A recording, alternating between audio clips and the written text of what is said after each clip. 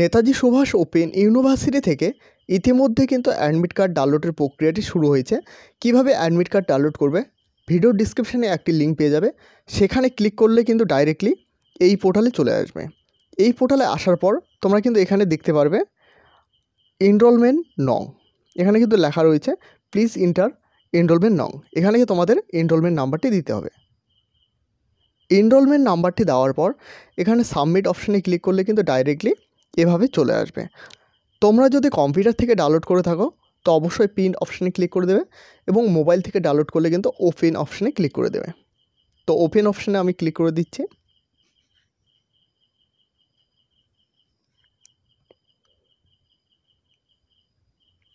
Open করার পর এভাবে কিন্তু দেখতে পারবে স্টাডি সেন্টার এবং এক্সাম সেন্টার অ্যান্ড অ্যাড্রেস।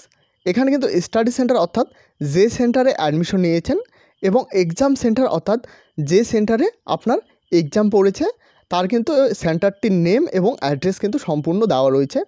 তোমরা কিন্তু গুগল ম্যাপের সাহায্যে সার্চ করে দেখে নিতে পারো।